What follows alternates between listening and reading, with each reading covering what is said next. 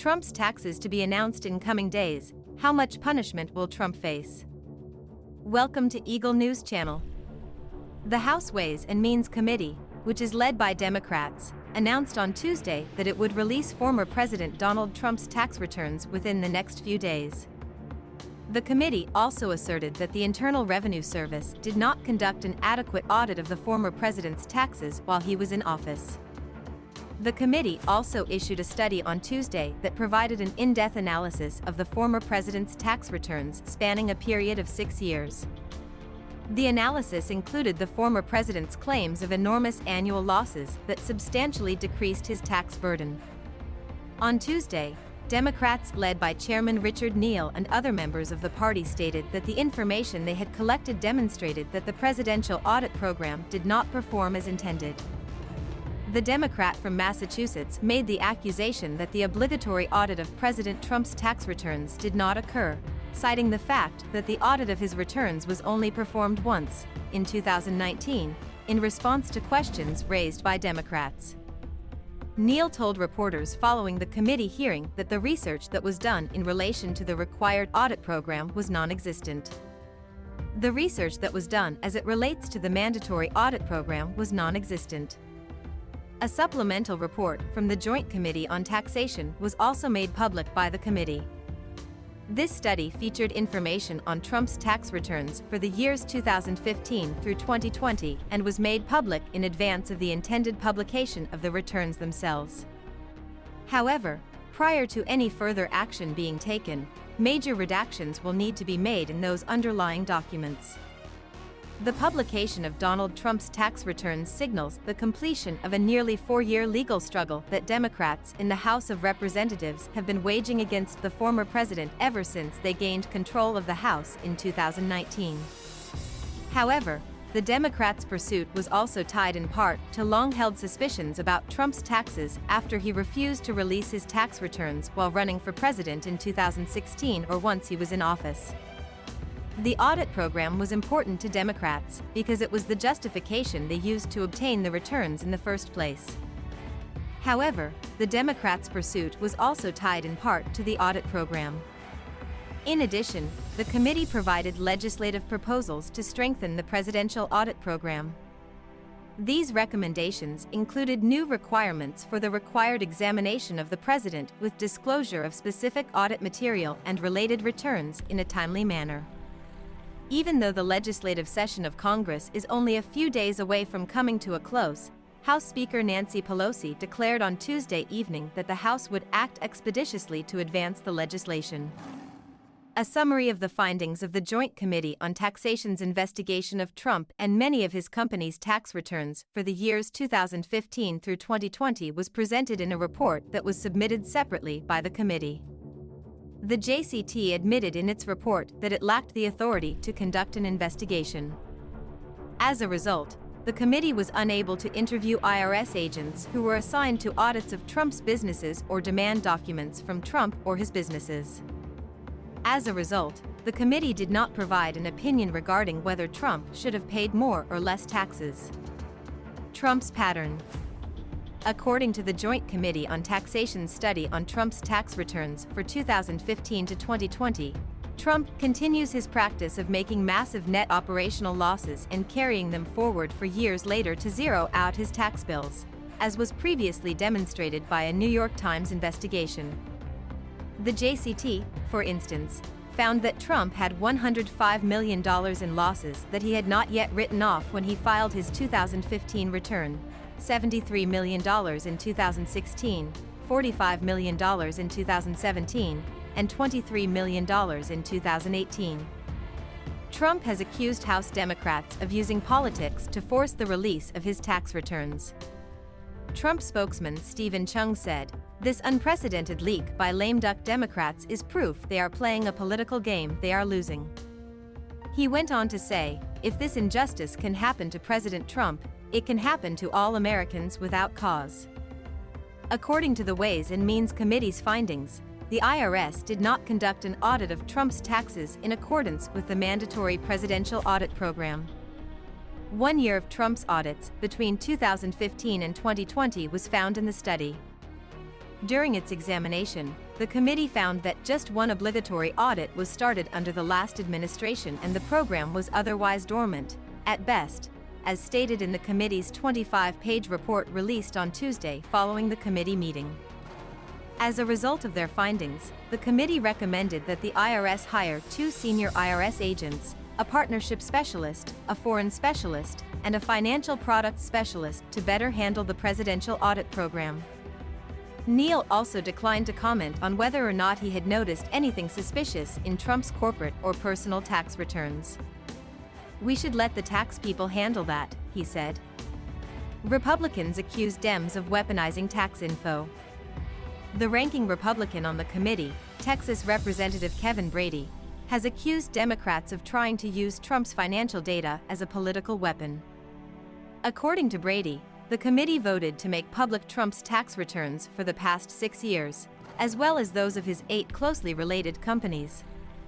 In light of recent developments, it is abundantly evident that the IRS's audits are far from over. Thus, any characterizations of the returns themselves, you have to realize, this is incomplete at this point, Brady added. The meeting, which started in public but rapidly went private, had been in the works for years, but it finally happened now, when Democrats have just days to decide whether to release the former president's tax returns. While there is precedent for ways and means to divulge private tax information, doing so now, with Trump having announced his candidacy for president in 2024, would have severe political repercussions. After a protracted legal struggle that began in the spring of 2019, the committee has had access to Trump's tax returns for weeks. In April of 2019, Neal asked for Trump's and 8 of his company's tax records going back 6 years. Earlier on Tuesday, before the panel's meeting, the top Republican, Rep. Kevin Brady, told reporters that releasing Trump's tax returns would amount to a dangerous new political weapon that reaches far beyond the former president and overturns decades of privacy protections for average Americans that have existed since the Watergate reform.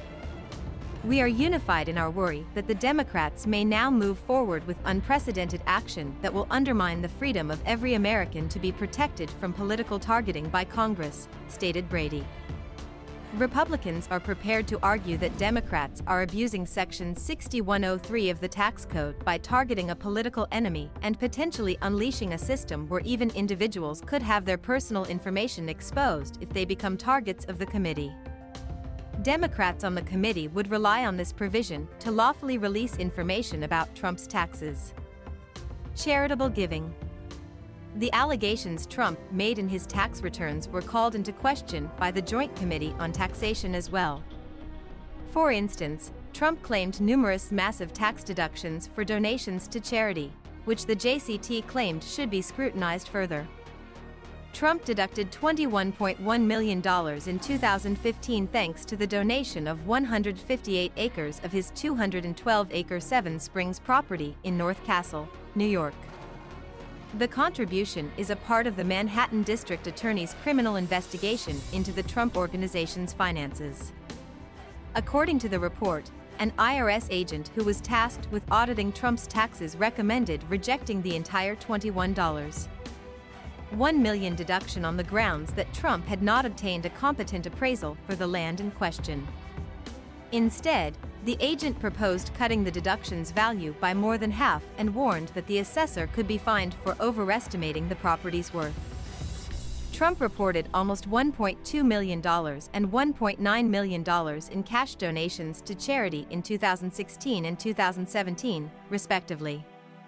Trump did not have any federal income tax to pay in any year since he did not earn any money.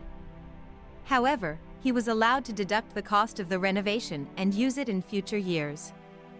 The JCT recommended a review because of the substantial monetary contributions. In both 2018 and 2019, Trump reported taxable income and made charitable contributions totaling little over $500,000 in cash. That's good news because it means he can deduct his philanthropic giving for those years. The JCT recommended that Trump be questioned about the origins of those substantial monetary donations. Historical precedent. In 2019, Neal wasn't the first chairman to use the obscure clause of the tax code known as 6013 to request Trump's tax returns. The Joint Committee on Taxation used this similar provision in the 1970s to investigate former President Richard Nixon's tax returns, and the Ways and Means chairmen have used it on other occasions for their own investigations.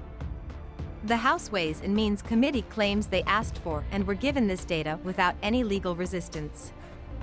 According to a House Ways and Means Committee document revealed earlier this summer, Nixon had voluntarily submitted part of his returns, but JCT requested other records under 6103.